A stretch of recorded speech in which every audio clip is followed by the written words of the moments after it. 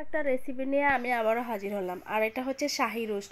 এই রোস্টটা ফলো করে না বিয়ে বাড়িতে কারা কারা খেলে রোস্ট কই কটা খেতে পারো। এটা অসম্ভব মজার একটা রেসিপি। চলুন মোর ইনগ্রিডিয়েন্টসে চলে যাই। আসসালামু আলাইকুম ভিউয়ার্স, কেমন আছেন সবাই? আশা করছি ভালো আছেন। আমি আবারও হাজির হয়ে গেলাম নাহাজ ডিম সোয়াল থেকে। আমি নাহার।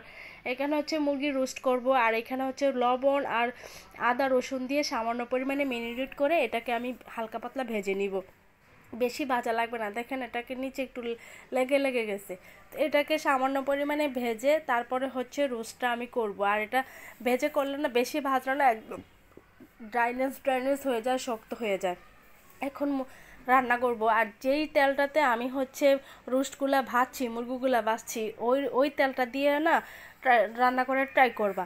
তো এখানে হচ্ছে আমি এলাচ, দারচিনি, তারপরে শাহি জিরা, তারপরে হচ্ছে বড় এলাচ, স্টার এসেন্সের 2 টুকরা, তেজপাতা দিয়ে লং দিয়ে এটাকে একটা সুন্দর একটা ফুরন তুলে নিব। নিয়ে তারপরে হচ্ছে অন্যান্য যা ইনগ্রিডিয়েন্টস আছে অ্যাড করব। তারপরে হচ্ছে এখানে হচ্ছে পেঁয়াজ বাটা দিয়ে দিব। চাইলে আপনারা পেঁয়াজ কুচিও দিতে পারেন, চাইলে পেঁয়াজটাকে হালকা একটু তেলে ভেজে ব্লেন্ড করে দিতে পারেন। অসম্ভব টেস্ট হয়। অনেক রকমের বলে দিলাম টিপস। তো এখন হচ্ছে পেঁয়াজটাকে ভালোভাবে কুক করে নিব, যাতে এক্সট্রা যে একটা কাঁচা স্মেল থাকে ওইটা যাতে না থাকে। লবণটাও সাথে দিয়ে দিলাম যাতে পেঁয়াজটা ভালোভাবে কুক হয়ে যায়।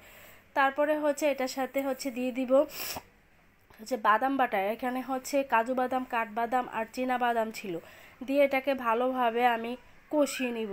তারপরে এখানে হচ্ছে জয়ফল জয়ত্রী বাটা দিয়ে দিলাম। তারপরে আদা রসুন জিরা এই যে আমরা যা মশলা খাই বাঙালিরা, তা এগুলো সব দিয়ে দিব পরিমাণ মতো করে। দিয়ে হচ্ছে এটাকে ভালোভাবে আমি কষিয়ে নিব, যাতে এটার যাতে এক্সট্রা একটা কাঁচা গন্ধ থাকে মশলা আর বাদামের, এটা যাতে না থাকে। তো কালার আসার জন্য এখানে হচ্ছে 1 চামচ পরিমাণ হচ্ছে আমি গুঁড়ামরিচ দিয়ে দিব। দিয়ে হচ্ছে এটাকে ভালোভাবে কষিয়ে নিব। দিয়ে তারপরে হচ্ছে এখানে গোলমরিচের গুঁড়া দিয়ে দিব। এটা হচ্ছে গোলমরিচ আর ধনিয়ার গুঁড়া দিয়ে দিব। আর সবসময় ট্রাই করবেন হোয়াইট গোলমরিচের গুঁড়া দিতে। দিয়ে তারপরে ভালোভাবে কষানোর পরে হচ্ছে আমি টক দইটার সাথে অ্যাড করে দিব। টক দইটা না ভালোভাবে ফেটিয়ে দিলে না আর চাকা চাকা হয় না। তারপর টক দইটা দিয়ে এখানে আমি সামান্য পরিমাণে কাঁচামরিচও দিয়ে দিব, যাতে এটার একটা সুন্দর একটা স্মেল হয়। তো এইখানে হচ্ছে যাতে ভালোভাবে মশলাটা কষানো হয়, আমি সামান্য পরিমাণে একটু মিল্ক দিয়ে দিছি। আর এখানে সামান্য পরিমাণে দিয়ে দিছি হচ্ছে লবণ আরও। আর লবণটা হচ্ছে আপনার টেস্টি সল্ট দিলে সবচেয়ে বেশি মজা হয় শাহী খাবারের মধ্যে। তো তারপরে যাই হোক, দেখেন কালারটা কত সুন্দর আসছে। ভালোভাবে মশলাটার যাতে এক্সট্রা যে কাঁচা ফ্লেভার টাবার থাকে সব কিছু শেষ হওয়ার পরে আমি হচ্ছে ভেজে রাখা মুরগিগুলো দিয়ে দিব। ভেজে রাখা মুরগিগুলো দিয়ে ভালোভাবে এটাকে নেড়ে চেড়ে মিশিয়ে নিব।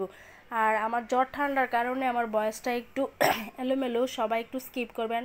সবাই যারা যারা আমার পেজটাকে ইউটিউব চ্যানেলটাকে সাবস্ক্রাইব করেন নাই অবশ্যই করে দিবেন, পেজটাকে ফলো করে দিবেন। তারপরে হচ্ছে যাতে ভালোভাবে রোস্টার ভিতরে বা মুরগিটা ভালোভাবে কুক হয়ে যায়, এখানে আমি 2 কাপের মতো হচ্ছে জাল করা মিল্ক দিয়ে দিচ্ছি।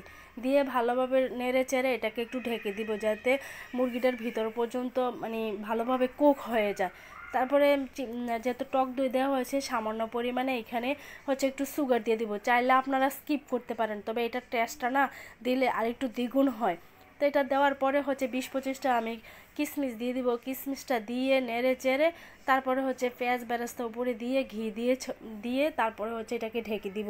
এখানে কাঁচামরিচটি দেওয়ার কারণ হচ্ছে কি, দেখতে কালারফুল হবে আর খেতে অন্যরকম একটা ফ্লেভার আসে।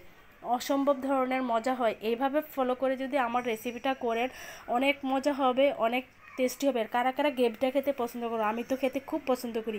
Thank you for watching.